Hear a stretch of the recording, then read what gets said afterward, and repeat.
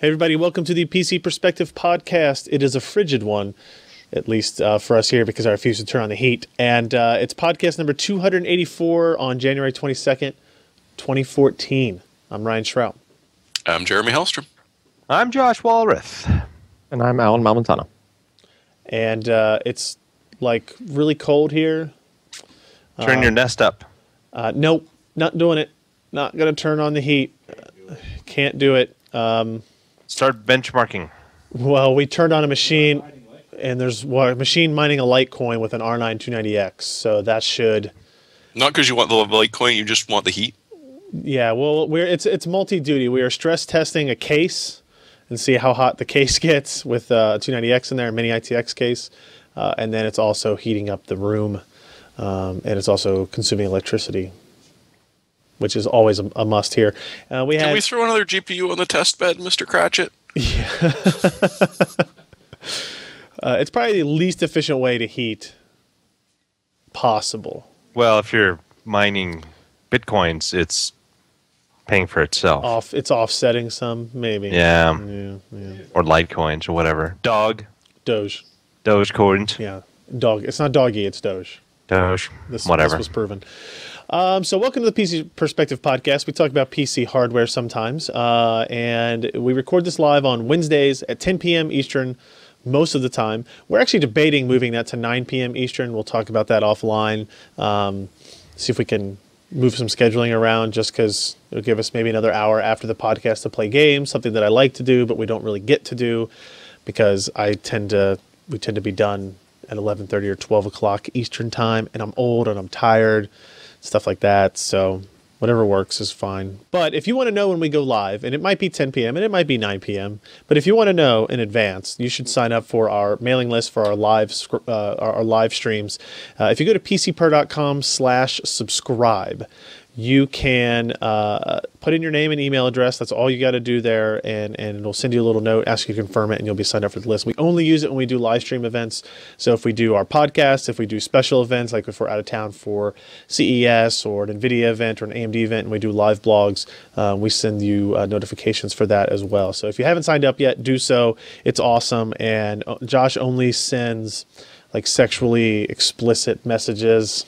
But they're tasteful. A couple of times a day. Really, it's pretty minimal, I think, compared to the rest of the email. His purple-headed knight plunged viciously into her love pudding. Yeah, see, it's just like that. And if you don't want that in your email box every day, I don't know what's wrong with you. Speaking of Josh, let's talk to him again, I guess. You wrote a review. Yeah, I know. We wrote a review of a pair of ASUS graphics cards from the DirectCU 2 top line, a 270X and 280X. What'd you think? These were pretty nice cards. Oh, you want me to talk about them more? You don't have to. I mean, it's up to you. Really. No, I certainly can. You had covered the 280X a while back. They accidentally sent you one as well as me. What? And, double bonus. DirectCU 2 is a set of technologies that it's a non-reference board. It's high-quality components, capacitors, chokes, you name it. And then the cooling system. What's nice about this is they are redesigned from the last generation of stuff. If you remember, for the HD 7970, it was a triple slot card. Thing was a brick. The HD 7870 had a smaller cooler, but it was kind of blocky. Not a big deal. They redesigned the coolers for both, and now the 280X is a 2-slot card, so it'll fit better in most cases in a crossfire type situation, which hopefully we can see some new frame pacing drivers from them soon with Eyefinity, but haven't heard anything much about that. But needless to say, as a single card, the 280X is really a fantastic performer for the retail price, which is, MSRP on a reference board is $299. This one was going for, I think, $329, $319 to $329, depending. Was when? That was months ago when it was first released. Yeah, that it was at that price. Now? Now it's set for $29. Jeez, crackers! Yes, that's because of the Litecoin and Dogecoin miners. They've discovered that the what, million keys, or how do they measure those damn things? Kilohashes. Kilohashes. These ones do very well for the price, even at the higher price. And so, even though AMD has the MSRP at $299 and ASUS has their MSRP at $329 for these cards, It don't matter. well, at least the 280X, the guys like Tiger Direct, Newegg, whatever, have said, hey, you know what? Let's make some hay while the sun's shining. So and they are. So I guess what of these two cards, they're both GPUs we've seen before. They're Tahiti parts. I mean, what makes them different than the 7000 series options that we had before? Was it supposed to be the price, and now that's kind of been taken away from us? Yeah, it was supposed to be the price. I mean, $299 because these, HD 7000, 7970, that was originally a 400. Well, when it was first released, it was $599. Then they dropped it down when NVIDIA came out with the GTX 680. And that price had just kind of dropped to about the $400 level when these were released. And they said, hey, we're not making these anymore. Our partners aren't making them anymore. We're going with the R9 280X, and it's got an MSRP of $299. Whoops. Cheers. And everybody was excited, and there was much rejoicing because their entire product stack shifted down in price to where really they were the best performers per price at each kind of level against what NVIDIA had, because the GTX 770 was still, when it was released, was at $399. So AMD had a $100 advantage with a very similar performing card, and everybody thought that was great. And now we're in the situation we are. But in terms of build quality, both are great. They're overclocked out of the box. They're both pretty aggressively overclocked, which is nice to see. The headroom on them were not, for additional overclocking, was not fantastic, but it did well. For the 270X, I compared that one against the MSI Hawk 7870. Hawk. And it actually, when overclocked, was 100 megahertz slower than that older card. And there's been some talk that, AMD is trying to... They're kind of lowering the bins on these, and so there's not as much headroom, and there could be, some other fabrication things going on that they won't go as fast as previous generation stuff, but they're getting more chips per wafer that they can actually sell, and hence the MSRP on the 270X is $199, and you can actually, the one nice thing, you can actually get this card for $229, which is right around the MSRP. It's reasonable. Yeah, and I mean, you get the better cooling, you get, nicer components. It's just dead. It's a dead quiet card. It's got the, dual DVI outputs, DisplayPort, and HDMI. It's got that new and improved kind of, display output stack that, if you remember the last series, they only had one dual link DVI, and that caused a lot of issues for people who had no common sense. Hey, leave me off. It's like, why does my really big monitor have such big pixels and doesn't go to the max resolution? I don't know. Must be the damn card. Well, no, put it in the other DVI slot. But anyway, you can avoid that now with this card. So yeah, I think of the two, I probably should have given the 270X an award, and maybe posthumously I will, because it hasn't jacked up in price. The 280 would have if it had stayed at MSRP, but you just can't get them. I really don't know whose fault that truly is. Is ASUS, kind of juicing their prices a bit because it can, or is it just the I don't think that's the case. Yeah, I think it's all retailers. Sounds to me like we need to shift all of our mining capability over to 270X cards, though. Huh? What do you think about that? Yeah, let's just ruin that too. If you want to read more about this ASUS 270X and 280X card, go to the website. Obviously, check out his full review. Lots of words were typed, all in good faith for that. Other things that happened this week, we posted up. Actually, Scott wrote up an article that kind of summarized our best hardware of 2013. I'm not going to go over our analysis process here, really, for this, because we already did that a couple of weeks ago. If you listen to our January 2nd podcast, you will hear our debate that kind of starts at the, I don't know, like the 42-minute mark or some crap like that. I don't know. But if you go to the article, it kind of has all that laid out there. We talked about the best graphics card, best CPU, which was kind of surprised with the Bay Trail SoC. You got the best storage with the 840 EVO from Samsung. Carbide Air 540 as a case. Maximus 6 Extreme for the motherboard. 4K displays, ASUS Transformer T100, x86 consoles. They're all kind of listed there. And worst trend that is obviously apparently the brown turd. Poo. The brown poo turd award goes to GPU shortage from coin miners. So 270Xs are where you should all go now. Yay! I don't know. So check out that article if you want to see a summation of what we decided there. The next thing we talked about was the Lenovo Yoga Tablet 8 and 10. And I have these sitting here, but this is really something you should see, like our little video overview that we did. This is the Lenovo. Let's see if it still has battery life. Man, it does. That's really impressive. This is the Lenovo Yoga Tablet 8. When did we record this video? We recorded this video last Tuesday? Maybe Wednesday?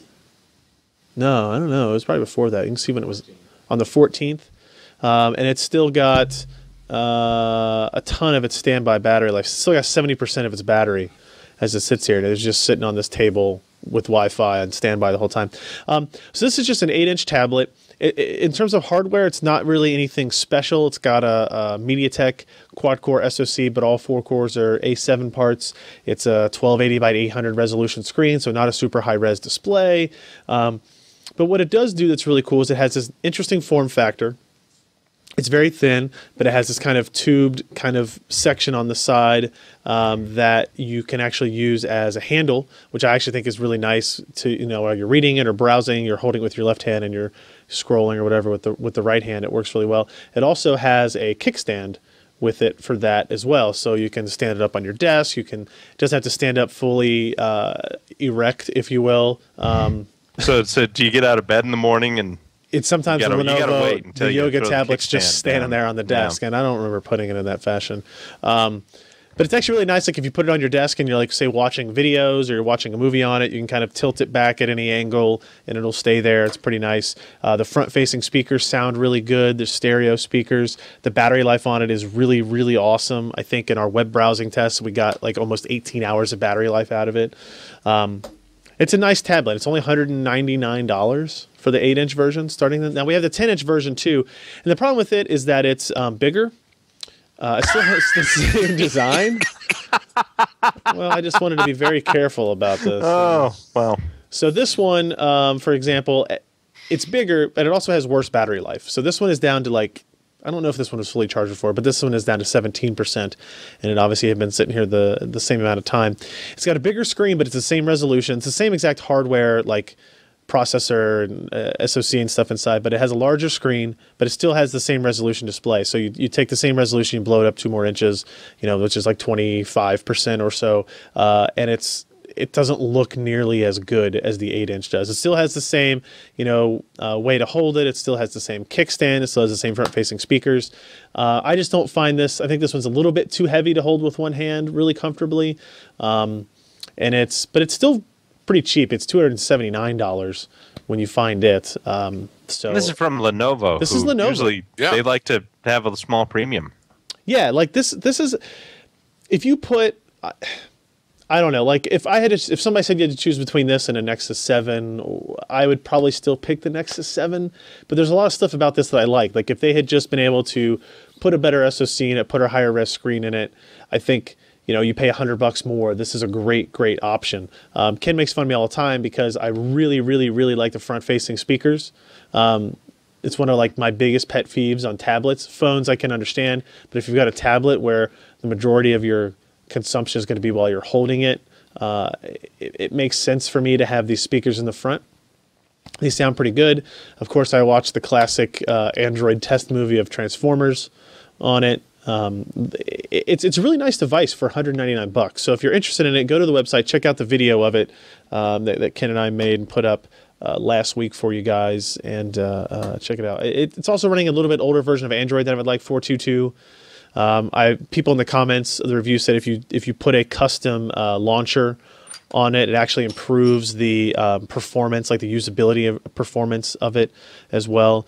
So it's interesting there. It's cool because like this tube on the side, right, is used for holding it, but it's also like that's where they're storing the battery, right? So they can get a larger battery in it, and it makes the entire thing not thin, but at the expense of having it over here. And I actually think that it's a usability improvement as well as a battery improvement. So it's a neat little device.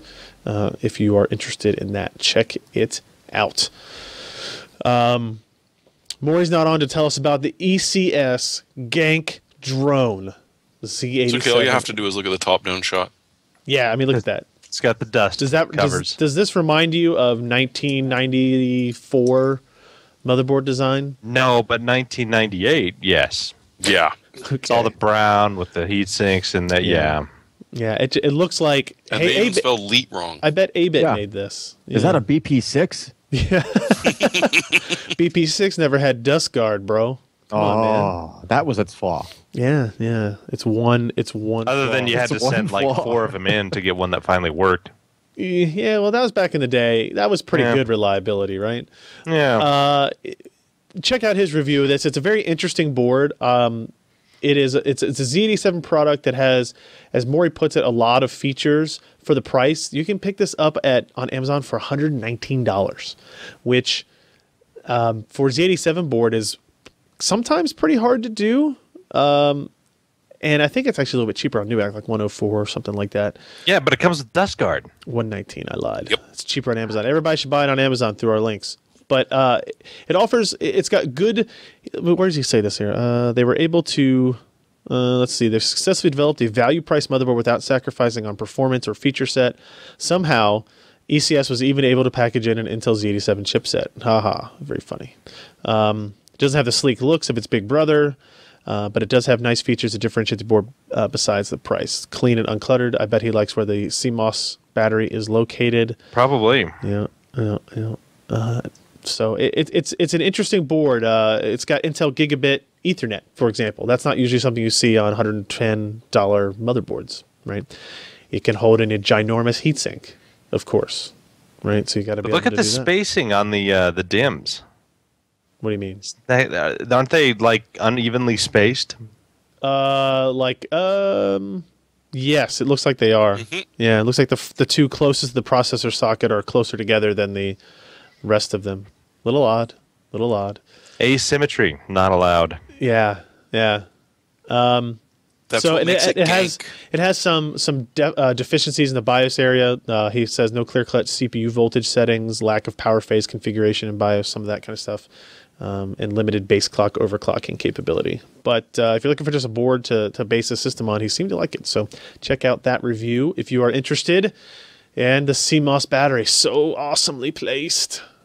Right next to the SATA connectors. Perfect. All right, up next, we're going to talk with our good buddy Alan, who is arranging his headset. Okay, here we go. What's up with this? I mean, like a bunch of different people actually had articles for this podcast. Right? That's weird. What's like up with we that? kind of evenly divided it. Uh-huh. So it turns out OCZ is not only not dead, but they announced their completed acquisition today. Is it today? Yesterday. As well as launch an entirely new product. This is the OCZ Vertex 460. Alan, tell me what you think.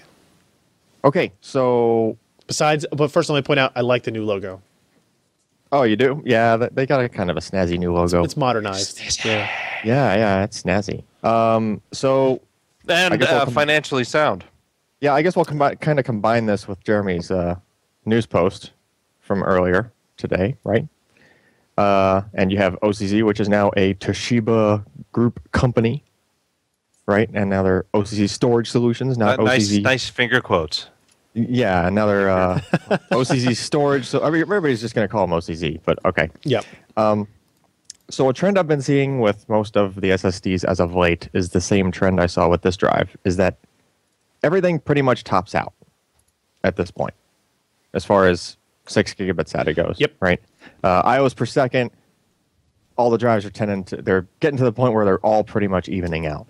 And while this Vertex 460 is supposed to be clocked a little bit slower than the Vector 150, right? Which is the supposedly more performance-oriented version of this same drive, also with the barefoot controller, but just kind of clocked a little bit differently, and also on Toshiba Flash, right? We looked back at the Vector 150 about how many months ago was that? It was a few months ago. Sure. But really, even though the clocks are supposedly different and stuff like that, the performance, just generally speaking, it's pretty much the same on all of these drives. Okay, so that leaves the takeaway of what happens now that OCZ is underneath Toshiba, and now they're using Toshiba Flash, and they're probably getting it for a much discounted rate, I would imagine. Much discount. You know, is Toshiba putting most of their weight on their elbows and knees? Since OCZ is under them now? So the key from that, I'm hope, is that the prices will, not only will the MSRPs be lower, and the Vertex 460 MSRP is in fact lower. You're talking like groovy 70-ish cents per gig range. Not only that, but I'm hoping that the prices will actually end up at that when it's like on sale on Newegg, for example, like right off the bat, and hopefully start to go lower than the MSRP, right? Because you see all these other companies, Go ahead. I was going to say, they're actually listed on Newegg with a release date of a week from today, January 29th. The 240 is $199. Decent. I don't know where that is right on the money. Okay. Actually, no, it's $10. Yeah, and then higher. the 480 is $359. Well, that's where it's supposed to be. Okay. So the 240 is probably going to be more popular, I would imagine, because that's kind of the sweet spot at this point. The sweet spot's kind of moving from 120 to 240 as far as like what people are willing to pay and go for. I don't think 480 is, you're kind of extravagant if you're buying a... Yeah, actually earlier today, Ken and I looked at this, and the price difference between the 120 and 240 gig was only like $20. But because the 120 was higher than it was supposed to be? I think it was both. I think the 120 was higher than it was supposed to be, and the 240 was lower than it was supposed to be. I want to say it was like 124, 144, or something weird. So yeah, that's off. Yeah, but it's fixed now. Obviously, they show up on Newegg. So now I will say that the 120 is going to use less channels. I believe it only has flash on one side of the PCB, so it has half the die count to access, half the package count to access. It's the loser. So it affects the write speeds on it mostly. Yep. Write speeds drop it takes a pretty hefty chunk on write speeds actually. We didn't review the 120, but just from prior drives experience, it's pretty easy to tell how it's going to behave. So I guess what you're left with is slightly lesser warranty and slightly lower rating as far as gigabytes per day rating over the warranty period of 3 years, compared with the Vector 150. So naturally the price is a little bit lower and that sort of thing. Sort of like you're getting what you pay for thing.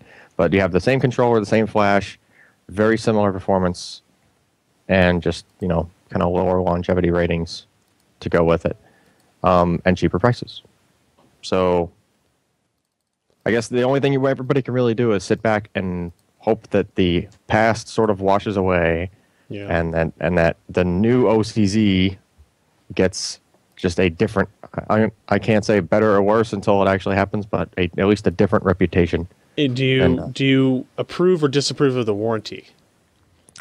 A 3-year warranty at 20? Yeah, 20 gig per day. Yep. 20 gig per day is fine for a warranty. I mean, think about it. That's basically like downloading a couple of games off of Steam every day. Like for 3 years. Yeah. I'm downloading Battlefield 4 on a test bed, and it's 26 gigs. It's paused right now, Ken. Don't worry. Right. But like, I'm trying to gauge what's the typical person going to do to get kind of close to that gig per day writes. Yeah. And their rating is designed to be stretched over the whole 3 years. So you would literally have to download Battlefield 3 for like almost every day for 3 years. I think what's interesting is this new drive needs to compete against the 840 or the 840 Evo, not the Pro, right? This is kind of, I mean, it's tough because there's no other TLC option out there, right? So Yeah, I included the 840 Evo in the benches on this guy. Yeah. Because I feel that price wise, that's a closer competitor, right? As far as like the pricing that you usually see the drive at. Now the 840 Evo, once you fill its cache, the write speeds drop fairly significantly. However, if you're a typical user and you basically have to write, if you have to write several gigabytes continuously at the maximum speed to an 840 Evo in order to saturate the cache to the point where the writes actually slow down. right. I just don't really, that doesn't happen So under normal use. The IOs per second are lower on the Evo. Once its cache is full, it's kind of an extreme case. So my point on the 840 Evo is that 99% of the time, it's going the full speed, and it remains competitive with pretty much everything else out there, even though it's TLC. I gotcha. Right. Okay. So it's kind of, sounds a little bit unfair, but realistically, it is a competitor. So, and it's Okay. good. So hopefully, that trick. what we want to see is these prices actually lower than MSRP. Yes. Right. And for past OCZ drives, it's taken like when the drive was close to end of life before the prices were dipping below the MSRP. I guess what we see out of this is we'll see how serious Toshiba wants to be being in this market. Yeah. But we'd also like to see them not go bankrupt this time. Well, I don't think we have to worry about that. It's like I think Toshiba would be better off trying to emulate what Samsung has done, which they are doing by acquiring OCZ. So they kind of have this whole vertical integration, right? And they can make the flash. They own a controller. They sell to the consumer. They sell to OEMs. Yep. Now, are they going to try hard to get market share like Samsung did by dropping prices, making good products, but dropping prices as well? So hopefully they'll be able to do something like that. And remember that Toshiba, they're really good in the flash market. Their flash is good flash. It's on plenty of other products with varying controllers, right? It's really nothing to sneeze at. It's good stuff. And Toshiba has dabbled with more kind of enterprise side SSDs themselves, but they're just not really popular.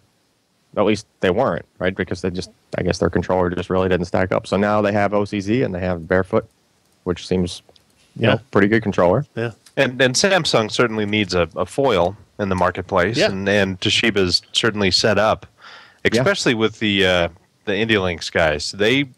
I remember so many years ago when they first came out with their first controller, and they blew everything out of the water. And it was, kind of a revolutionary little product.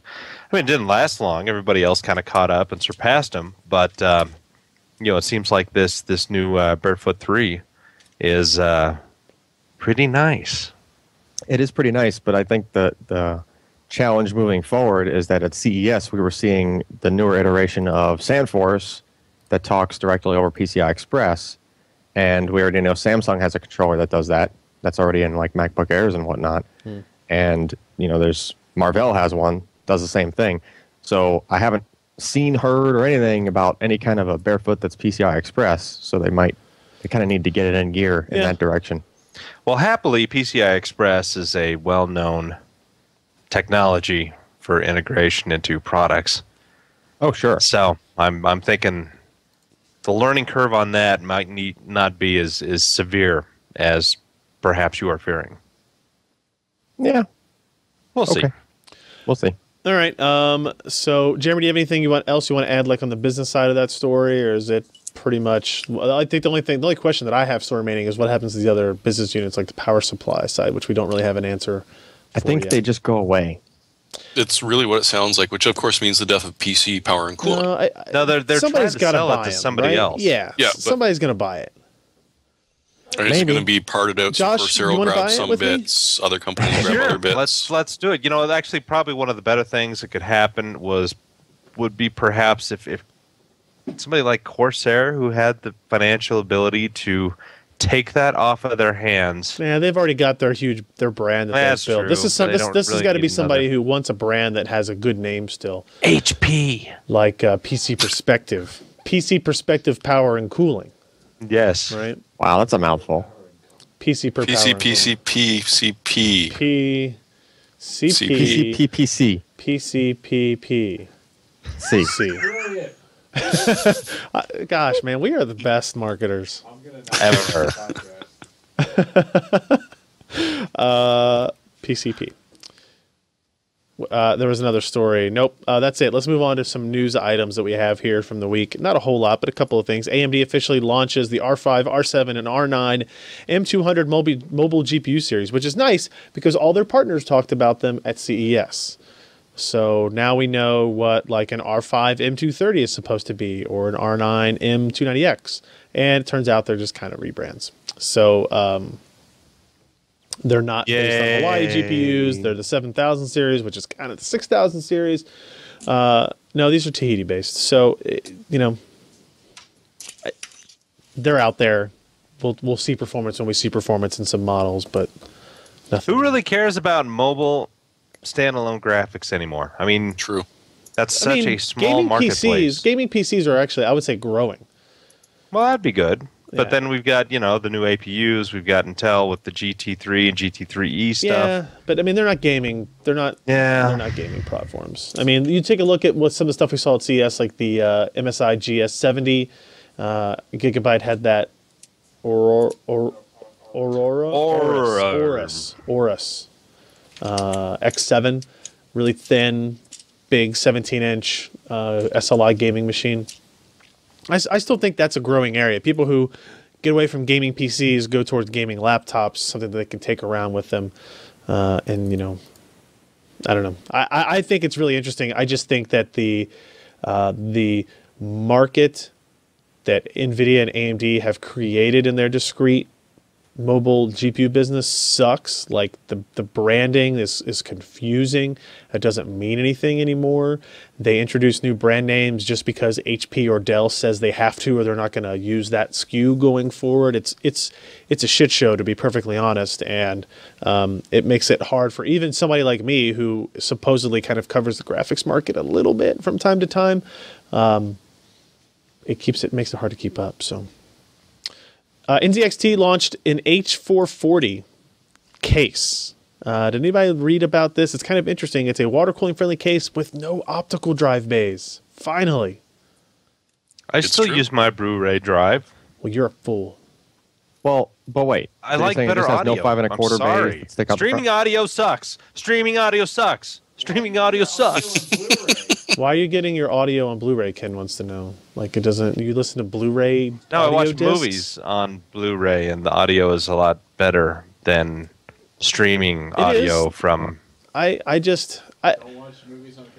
There's other uses for those bays, like what? like multiple SSD bays. There's like hot plenty swap. of SSD bays in this. They're not hot swap. I'm not saying that. Alan's a crazy person. It's a good-looking case. Because all my internal bays are full of hard drives, so I have to have the SSDs. You know, Well, you can have up to Stick 8 of them. You're a crazy person. that's not enough. You know, I need. Well, yeah, for you, no. You're a crazy person. Yeah. What Or about actually, that no, it's 10, ASUS because there's also little to thing get that to you the put back. in the 5 1/4 bays that tells you everything about everything? Well, you wouldn't be able to use it on this. Exactly. So they was a- wait. just shot themselves in the knee.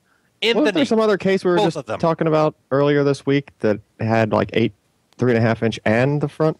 I think there's External? another case we'll talk about after this from Thermaltake that has some of those. Oh, that one. I like the idea that they're trying something different. I think the number of people that use optical bays is significantly lower than you guys might believe based on the use cases of the people brought up on here. Thanks, Colleen. Yeah. The for a home theater PC, an optical bay makes sense if you're actually going to play Blu-ray movies, right? I get you. If you need 16 hard drives and the only place you can put an actual OS drive is in a 5 1/4 inch bay, you've got other problems, but you're not going to be able to use this case either. Duct tape that SSD to the back of the damn case, I guess. It's only a few ounces. You could do that, right? Yeah. Just let Yeah. it dangle. Let it dangle on its dongle. I don't know. Just hang out and proud. Yeah. Stacking them inside the empty space of the case. The only nice thing is Yeah. it's only $120. If you just tape it to the... Oh, really? The case? And what about those The case hot itself is only swappable bays? 120. Come on. What about the hot swappable base? You're not going to be able to use them. Who gives a shit Yeah. about a hot swappable You don't hot swap base? your stuff? Come on, Ray Genius. No, I don't. I install that it, funny. and once it works, I keep it there. That's why his raids keep crashing. I just every day I'd walk by and just, oh, this is hot swappable, and I just pull one out. Like, oh no, what happened? Oh, degrade array. So that's NZXT's case. They're gonna love this. They are gonna send you money hand. Yeah, they certainly are. Glowing recommendation. Black and white. Is there a red one? No, it's black and red mix. I don't know. I'm curious to see. So, like, this is something maybe Maury would be more interested in, right? Because it's kind of built for water cooling setups, and not for optical bay enthusiasts, which apparently all Or of you Laserdisc are. enthusiasts. Yeah, well, Laserdisc would be sweet in there. I'd rock that. Another case we'll talk about, Thermaltake launched a full tower Core V71. So this is a case maybe that Alan will fall in love with. It does have optical drives. It has two 5.25-inch bays. Yep. But it also has 8 hard drive bays. Yep. As well. Hey, you know what? That does not look anything like their GT series, which Nope. I like that it doesn't look like the GT series. So this case could also get a lot of water cooling radiator options in there. You could do like a top 2x200 or 3x120. The front can do a 3x120 or 2x200. The rear can do a 140 or 120, and the bottom can do a 120. So you can get all kinds of radiators in there, I guess, if you want. How tall is this thing? Where does that say? 23 inches tall? It's not that tall. Yeah. Supports eATX motherboards, 8 PCI Express slots, 185 millimeter tall CPU coolers, and 400 millimeter long graphics cards. If you take the hard drive bay out. Yeah. And apparently do they make you can 400 millimeter long graphics cards? Surely not. Not yet, I don't think. They want you to vertically mount your drive on And the you back? can mount your drive on the back. So if you want to take all your bays out for water cooling stuff, you would just take the bays out where the video card would cut across. but you could put water cooling up there too. But vertically mounted spindle drive? What's wrong with that? I don't know. Is there a problem with that, Alan? no, it works. All heads stink and park automatically. Who cares? Yeah, gravity, bro. Yeah. If I ever see Josh's yeah, desktop, I'm just gonna yank the hard drive when it's still running and shake it a bunch. See what he does. I had Why concerns would you about do that like with hard this? drive orientation because of the bearings and stuff. And every time I ask any of the manufacturers, they're all just like, "Yeah, it's okay." Well, fair enough. I like the one comment on this post on our site is really funny. It says, "I like how they dug up the 8-year-old Raptor for the photo op." They certainly did. Well, they just don't make hard drives with Windows in them anymore. They don't. Those people What that about are like, SSDs with "You will Windows?" take my Velociraptor from my cold dead hands." Those are the people that What you know. What about an SSD with the window on it with an LED inside that was an activity light? Corsair link? that would be cool, actually. If OCZ Toshiba Group wants to make a killing, you put a window in with an LED that blinks for Well, activity. don't they have pads on most of the chips anyway? They should put LEDs on every single flash chip so you can see them all flickering. Yeah, that's as- awesome. You can never Because see your otherwise it's drive going to be really base, though. boring drive But you to will watch. if you could do this. Now Yeah. you like tape it to the window. Just To the window. My SSDs are already awesome taped clear when I window ran out of SSD space. with blinky lights and then like duct tape. gaff tape it to the Just back hold- of the yeah, side. just like holding it. We should be making products. We should be PC, PC, PC, PC, PCP. We'll make windowed SSDs, and we'll just buy SSDs, cut holes in them, and like we'll put LEDs in there that aren't actually attached to the PCB at all. They'll just blink randomly, and people will think it's activity. Yeah. PCP, PC. PCP, PCPP, CZ. SSD. We don't even have to make windows. We'll just cut a hole out and then do spray epoxy on it and call it good. All right. Yeah. I think this is a good idea, guys. We're going to be billionaires. We can't post this podcast now because Everybody in the chat room says they're buying it. Ideas. They said they'd buy it. This is gonna be the lost episode. PCP, Hell, we've already sold a couple. PCP and PSSD. Sounds like something you picked up on a Saturday night. Ooh. Let's talk about some financial reports. Intel has their reports out, and they weren't really bad, but they did say they were going to cut 5% of their workforce. 5,000 people. That's a lot of people. Well, you know, Going if to you're cut? a CEO I'm not. and your company still made billions of dollars Ooh, I in definitely don't do that. net revenue, but it was less than what analysts had expected, you've got to cut people. I would punch those analysts in Obviously. the face. Yeah, we're going to cut people. 5,000 are just going to be gone. I can think of because- 5,000 people that would punch those analysts in the face. Yeah, and I mean, it's kind of like Mr. Zorg from Fifth Element. We need to we need to fire 500,000 people. Fire 1 million. Yeah, it's kind of like that. I mean, Intel's doing well in pretty much every aspect of their business, except maybe the ultra mobile stuff. I mean, they're still trying to gain a foothold there. But processors for desktops and notebooks, they have very little competition. They're doing well in their SSDs. I think especially in enterprise, Alan. I mean, they're kind of the go-to guys because of just reputation and their incredibly low defect rate on their products. Yep. They have all kinds of other things going on everywhere, except that they've had two bad bits of business. One, their fab in Arizona that was going to be a cutting-edge 14 nanometer unit has been mothballed. And this was something that Obama went to a couple of years ago. They were touting that this was going to be the greatest fab in the world, and it's going to miniaturize so much, and they can sell so much more, and they're going to address the mobile market. Well, Intel's mobile share in handsets and tablets has not improved dramatically over the past couple of years. They said they do not have the demand needed to be able to run this new fab at even 80% of where it needs to be, because they got a bunch of fabs already running, and all of those are only at about 80%.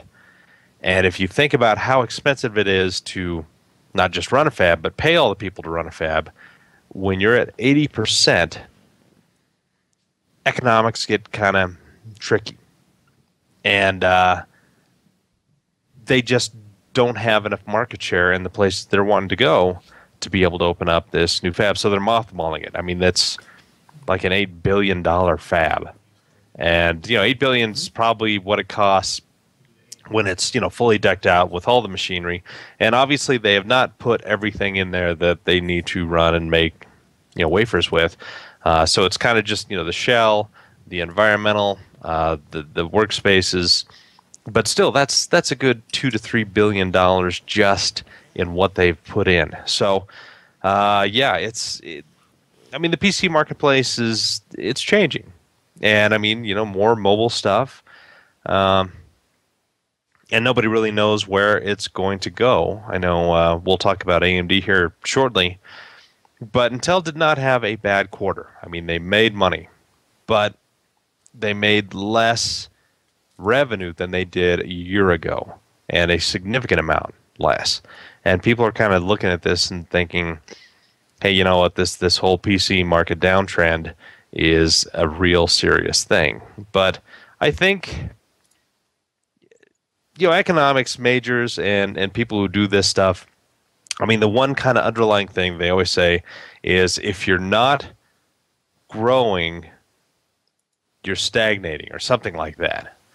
Essentially, if you're not growing market share, if you're not growing your company, if you're not growing your bottom line, you're in trouble. And I think that mentality kind of pervades the entire analyst community, a lot of the upper management, and there's some truth to that. But at the same time, you can still make a pretty darn good living and still make cutting-edge products, still make money, even if your market share is not growing. If your bottom line is not growing, there are other things that you can still do with those billions that you're raking in.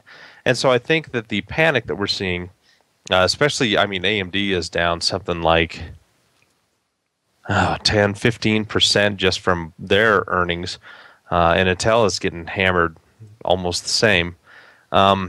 We kind of need to take a look at the world around us and say, you know what, we do have growing markets in different places, but it's not the brave new world we saw in 1990 where the world is Intel's oyster, and they went from being $1 billion a quarter company to making $13 billion a quarter with multi-billion dollars in net revenue.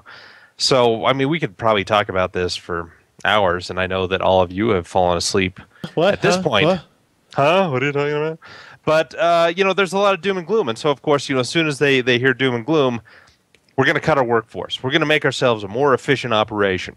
Well, what if you're actually cutting workforce that actually does work? It's not just... That's exactly what happened to AMD. They cut like all of these PR people, and then like 3 months, 4 months later, they're like, yeah, crap, we totally screwed up. Like we hired all those people back. Need to start hiring people back. Yeah.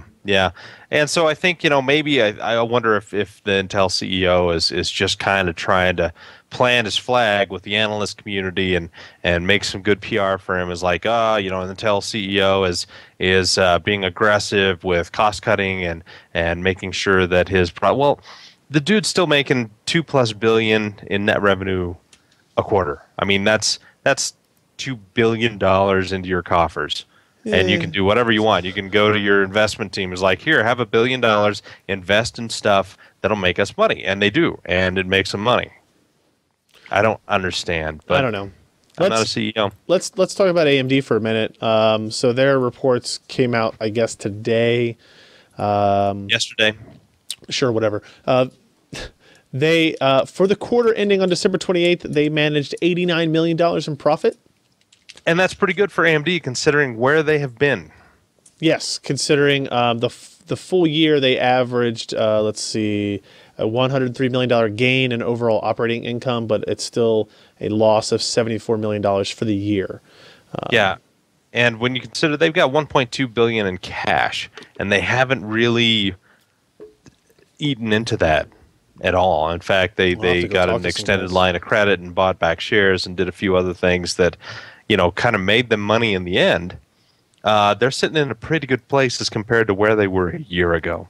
A year ago, they lost something like $343 million in that quarter. And so when you go from, that kind of loss up to, 89 million? I can't remember. Positive. That's a good thing. And they don't even count like a $43 million gain from some litigation that got settled, and I have no idea what that is, and they haven't actually told us yet. So AMD, I mean, they've released their new APUs. They're being covered pretty well. I mean, there are some deficiencies. CPU is not as impressive, but the graphics and the potential for HSA is a big plus for this particular part. As we see smaller and smaller form factor computers and more visually stimulating content for computers of these size, I think it's going to carve out a nice little niche for itself. And especially if more people get on board with OpenCL, diving into HSA. And, you could really leverage a lot of that floating point capability of this product with the right kind of software, but if yet there's very little that can actually utilize what this processor can do. But so you can't create a software environment without hardware to actually run it. And so you really do. It's not a chicken and the egg thing. You've got to have the infrastructure in place so people can actually start developing software for it. Now, what were we going to ask? So this is, back to the financial side of it, big turnaround from the previous year, where accordingly they had like $1 billion loss. Yeah, I think overall for 2012, decreasing your loss from $1 billion to $74 million. Yeah, you go in the right direction. So Rory seems to be he got a nice handle on a lot of this stuff. Yeah. And I think what they're doing is pretty smart in that they're really focusing on a couple of markets. They're not trying to be a be-all, be-everything kind of guy, which is why we haven't seen any new big processors for AM3+.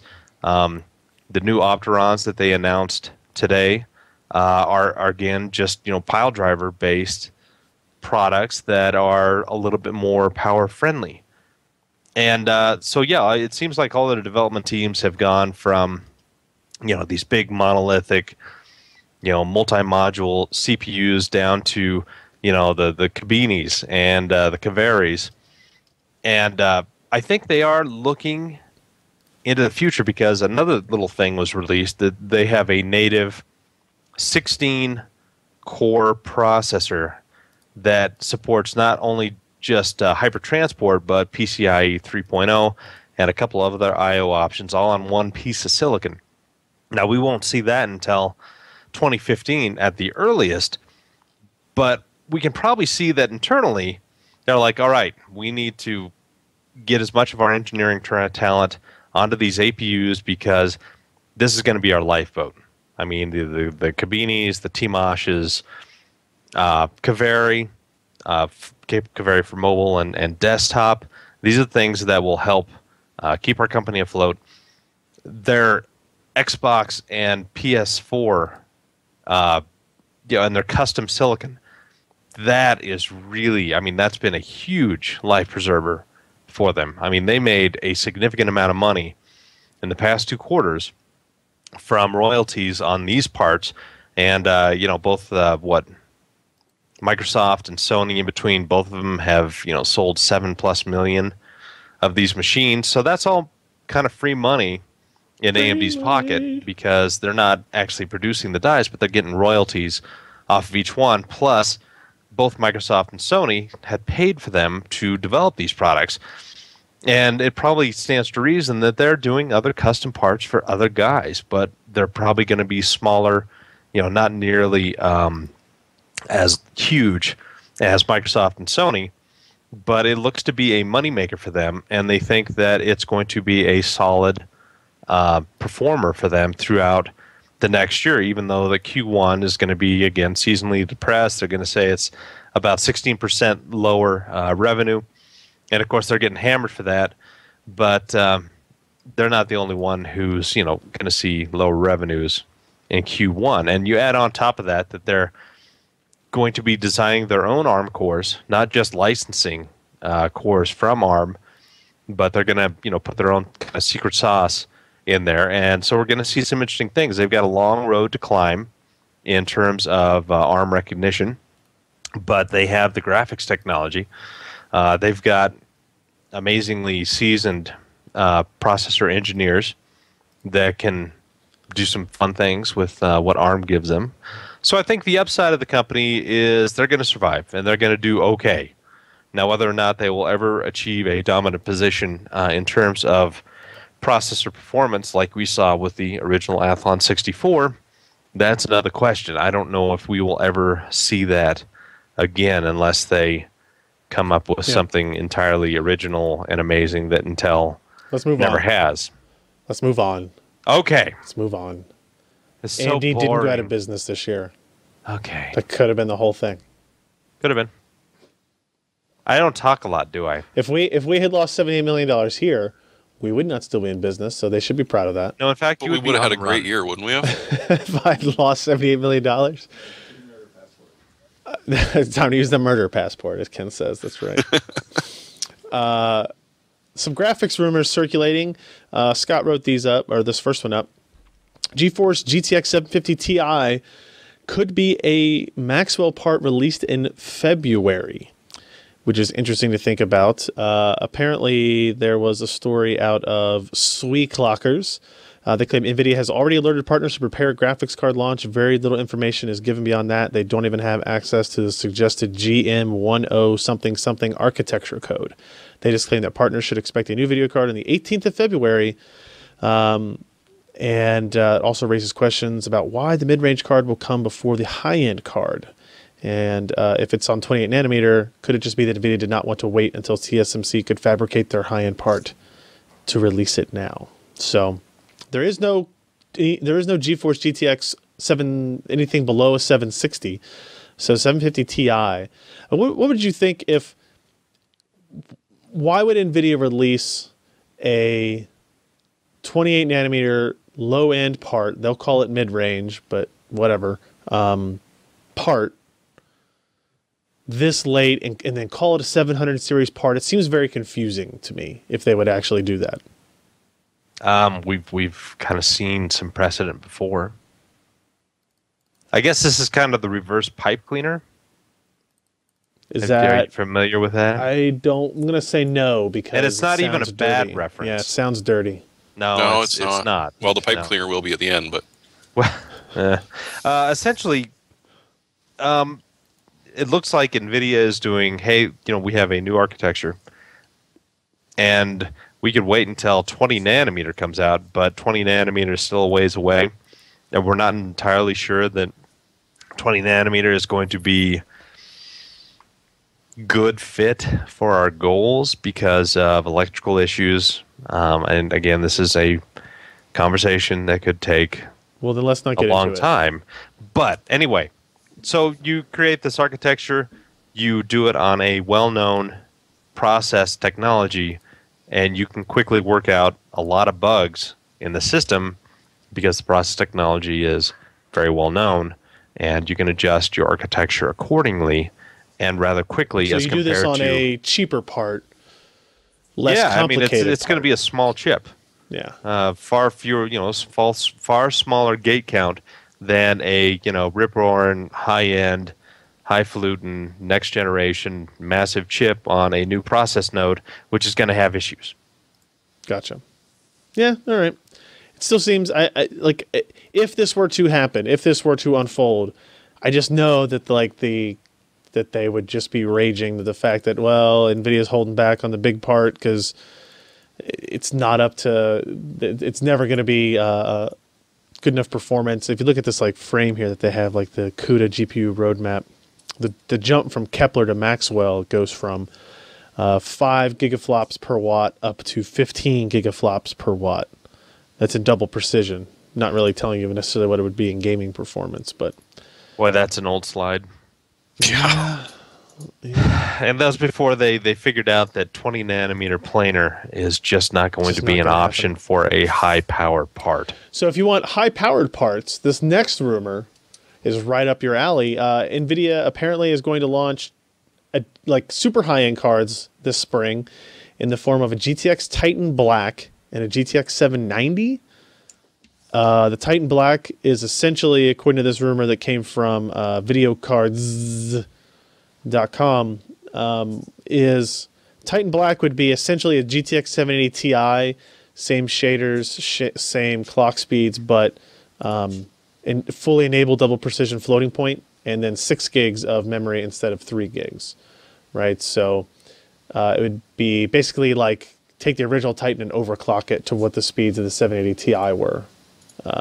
With the full complement of stream units. Yeah. So if that were the case, that they're obviously going after home theater PC. Wow. High performance computing. HPC, not HTPC, as it turns out. My movies are so much better on the Titan Black. I bet there are some That's people. 16K video. I bet some people Can't hear actually him over do the that. fans, but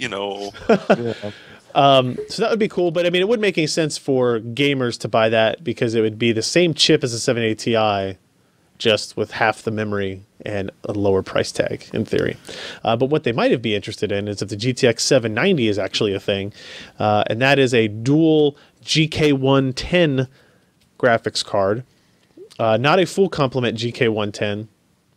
It's actually a 2,496 CUDA core per GPU, making it a total of 4,992 CUDA cores on the entire thing. It'd have a smaller memory bus, 320-bit instead of 384-bit.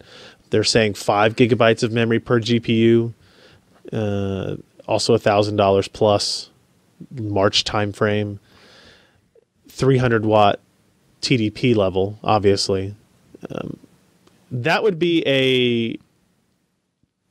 an expensive video card if they produced it. I don't know. It says $999 plus on this little table from videocards.com, but it wouldn't It's like surprise a me. $1,400 video card. Yeah, that wouldn't surprise me at all. It really wouldn't.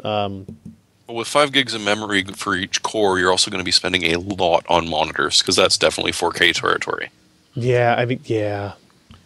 My favorite part is this Photoshop here. Ken's where they favorite part is the just filled it- Photoshop on the right. They yeah. filled it entirely in black. It's all black. They couldn't even find a picture Give of the us some white 7 letters. 690 and make it black. Figure they it just out. Made it all black. I've got a 690. I want to So make it black. if you want to spend a lot of money on video cards, maybe you'll be able to do that this spring. That sounds awesome, though. 4900 CUDA core graphics card. That doesn't and sound that's like what, a jet 7 engine. teraflops of single precision? precision? I don't know that off the top of my head, actually. Okay. But I mean, you're talking 60% additional CUDA cores over the 780 Ti or something like that. Let me do my my calculator math here pretty slowly. But it's 58% more CUDA cores over the 780 Ti, something like that, 50% more, and it's that would be pretty awesome. No idea on the clock speeds if it exists, but I'd imagine they'd have to be very careful on which GPUs they actually select to use for that card. You know, low leakage, high bend parts, and the clock speeds would probably have to be lower than you would expect as well. I think the GTX 690, the clock speeds were pretty low on that, weren't they? Compared to the... I don't think so. I think that was one of the things, that the clock speeds were actually pretty close and was cool and quiet. I could be wrong. It's been a while. I don't remember. It's been a long time. And it ships with a card jack so that it doesn't rip itself off of your motherboard. All right. Okay. Cool. Cool. So look forward to that in the spring, maybe. NVIDIA may have like a really low-end card for you based on a completely new architecture, and then really high-end cards based on the current architecture. We'll see. For normal gamers, Yeah, nothing. yeah. For normal gamers, sorry, you get nothing. Have they interested you in a GTX 780 yet, or a 770 perhaps? A couple more things real quick. Scott wrote a good little editorial talking about what Valve showed in terms of virtual reality project at Steam Dev Days. Theirs is in the same kind of like early beta look. If you look at the pictures of the screen of the device, it's in the very early stages. They're talking about 20 millisecond motion to last photon latency, 3 millisecond pixel persistent, 95 hertz refresh, 110 degree field of view, 1K by 1K resolution per eye, high quality, well calibrated optics, okay, and millimeter accurate resolution translation for tracking. Oh, that'd be awesome. Yeah. So, and I don't know what this room is. Do you know how scary it is? You're in some kind of stinking like gore fest zombie thing, and you've got that on, and you got your headphones on, and you're killing things, and your wife comes up behind you and grabs you on the shoulder. I mean, that happens with the Oculus, And that's today. when she died, Your Honor. And that's how she achieved her broken jaw. I swear, I thought she was a zombie. I was. No, you got to try this. All the jurors want to try the evidence. You guys got to try this out. It can't be that immersive. They should give away with the VR stuff like a broomstick, like with a rubber tip on, like a rubber in it, so like you can tap that person on the shoulder and then they swipe. You know, you just drop the stick out of the way and it's like, oh, okay. All right. I would like to see. I don't know if I would like to have tried a demo of what they have and kind of compare it to the Oculus stuff. Valve has committed to supporting Oculus VR as well as kind of you would expect for their company culture. Well, they said this is never going to be a consumer product, right? This one, Yeah. I don't know. I'm pretty sure this is only R&D. They said their Oculus is the consumer way. This sure is they were- never actually going to be a thing. Well, They also said this was a press-free event. Yeah. but yet press. But hey, you know, like maybe they didn't think their Linux operating system was actually ever going to be a thing either. And if somebody like Oculus can take the research that they've done and then improve what they've got, great, fine. John Carmack will figure out a way to do it. We'll all be better off. Well, you know, he wasn't able to get to space very easily, so, you know, he is not... What a loser. I know. Right? I mean, even the PayPal guy went to space.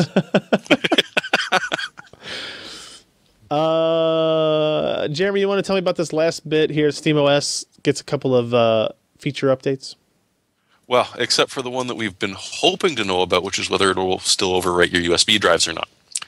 But from the looks of it, Hopefully the not. two major improvements we're looking for on this still very much beta operating system are the fact that it will now support motherboards that don't have UEFI, which was a major complaint to a lot of people who didn't want to sacrifice a brand new system on this.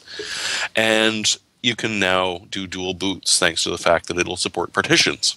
So you can't resize them when you've made them, but you can actually set up a dual partition, dual boot system as opposed to just sacrificing a machine to SteamOS and hoping that everything works very well. I guess that custom partition thing would address the overwrite your USB drive thing. We hope so. I would hope so. And it would make sense that it does. Yeah. And Yeah, it'll that was a also do pretty bad DVD bug. installs now, which, if you didn't buy that 5.25 inch case, would actually mean something to you. Huh, weird. Yeah, I don't know anybody would ever buy an optical drive, but it's totally beyond me, guys. Totally beyond What am I going me. to do with my blank CDs then? I had to buy, I had to update firmware in like a DVD player before I was selling it to somebody. And it was like, you have to update the firmware through a burned CD. And I was like, a what? I didn't even, like, I don't have an optical drive or anything. I had to go find, drive. is that Diablo 1? Free space. Are you showing me a Diablo 1 disc? Stop I reading am. Twitter during Diablo the show, 1 and Josh. Hellfire. Hellfire. Sierra even. Stop reading Twitter during the show and pay attention. Fine, let me get my orange background. Maybe you can see this stuff better. Better? Oh, come no. on. You googled go back. orange. Go back further than that, Josh. Remember demo discs? Glare. Yeah. Let me teach you about optics. Ooh, nice. He knows all about optical They- media. Oh no. Oh no. Oh no. Oh no! Remember? All right, come on. I was all proud. We were gonna. Yeah, See, yeah. this- Also, you can this- download Diablo from BattleNet if you give them your yeah. CD key. Oh, no. I went for the hard case because, that way it'll survive longer. Well, Does that- wait, obviously, did that we one have a problems. Jeremy, We have did that one have a addictions that shoulder we're just strap? never able to get away from. Jeremy, Yes, I don't know why. It has a shoulder strap, And so you it's can not carry like all of your anyone other than a your midget could demo actually use CDs it as around a with shoulder you. strap. Alan uses one, I think, still. I think he still has his purse of optical drives, but And for when they get broken. Alan, we can't hear you. I have a case somewhere just like Jeremy's. I'm actually. sure you do. I bet I do in my basement somewhere. Yeah, but Alan's is I'm full of not zip looking. disks, so I mean, Yeah, No, that's it's a whole different case. thing. That's a box, actually. All right, let's get to our hardware software picks of the week. CDs! Yeah, hey, that can be yours if you want. So we were talking about video cards earlier. This is the one I am currently in the middle of testing. So far, it's been very impressive. This is the MSI gaming series of the GTX 780 Ti. So it's a pretty expensive card. It's $709 on Newegg and ridiculously more expensive on Amazon because that's just how it happens sometimes. But this is, ooh, you can get $50 off Shield combo and free Assassin's Creed 4 with this card. So, a little bit Helpful. something there. A little bit something there. So 780 Ti, the flagship, highest end performance graphics card you can buy right now, especially from NVIDIA, right? And this cooler for it definitely keeps it cooler than the reference cooler. It's quieter than the reference cooler, and it does a pretty good job. It comes with some modest overclock out of the box, but we're working on seeing how much higher we can get it than that. The PCB this is not like a Lightning series product or something where the PCB and power delivery has been super over designed, but it's been tweaked a little bit here. It's pretty much based off the same 780 design that they had before. But I guess we would consider this their like MSI's mainstream performance brand at this point, right? The gaming series. So if you are powering a 4K monitor or you are powering NVIDIA Surround or something like that, and you need the power of a 780 Ti, this MSI card's a pretty good choice. We'll have a review up of that relatively soon. Jeremy, what did you got? Oh, well, I've just found out that tinfoil hats are totally passé. You can now buy high frequency and low frequency shielding fleece with which you can then build random things. Okay. Of course, I looked at this, and this is to protect your cell phone from being randomly turned on by the NSA and other such security people. All I'm thinking is, with the proper accessories and decorations, there's a couple of people who refuse to get off their phones that I would love to give this to as a prank, because they would never realize it was a Faraday cage. Oh, like here, this is this new sweet case I got for your phone. Yeah. How come my phone doesn't work anymore? I didn't get any but now calls. we can actually talk for a bit. I didn't get any calls today. It's weird. But I mean, and even not just cell phones, but I mean, almost every single passport comes with our RFID on it now. There's umpteen billion things that you've got that are broadcasting a signal that you really might not want. So you can make your own. I'm thinking about, trying to market these to people. And seriously, someone has to build a tinfoil hat equivalent out of this, just because. Cool. Josh? Since you can't buy one of those nice, inexpensive R9 280X, and you want to do things like Infinity or Surround, and you don't want to spend as much money on a 780 series or 290, right now in the middle of the pack is the GTX 770 4 gig. Gigabyte makes one that's not terribly expensive. It's under $400. It's like $376 or something like that. Good cooling. It's a nice little product. And it's cheaper than the 280X and just as fast. And again, with the 4 gigs of memory, you can achieve slightly better and smoother frame rates. And if you scroll down, Resolutions you higher also notice than you get an optical drive at a discount with it. Yeah, you probably can get one. Is it Optical drive? Yes, you can. You can get it with your floppy drive, and This is my pick of the week. yeah. Ken Floppy says he's drive? picking the ASUS 24X DVD-RW for just $21.95. Mm-hmm. Like I like to move data at 400 kilobytes per second, so this is how I roll. I think we're to the point where those drives, the price are going to start coming up. Yeah, because So I should hoard them. Got it. yeah, just Bitcoin Yeah. mine them or something. The hipsters and start buying them. it's fine. Oh, there we go. Yeah, that's a good point. All right, Alan, what do you got for us? So, say you have a bunch of entertainment center components and you don't want them visible anymore, Throw them away. right? Well, no, I mean, you kind of want to use them, but you want them on a site, right? So you put them somewhere that's out of sight, and that's sort of beside the purpose of what this specific pick is that if you want your stuff to be out of sight, you get one of these little infrared receiver thingies, Yep. right? Plug it into something. You plug it into this little box right here. Ooh, metal. Yeah. It's a, cheesy little kind of thing, right? Yep. Got a bunch of plugs on it, Cheesy, right? yeah, that's the right word. Yeah, cheesy. And then it comes with 4 of these, which each has a pair of infrared transmitters. Okay. So you can basically drive with one IR receiver hidden somewhere by your TV.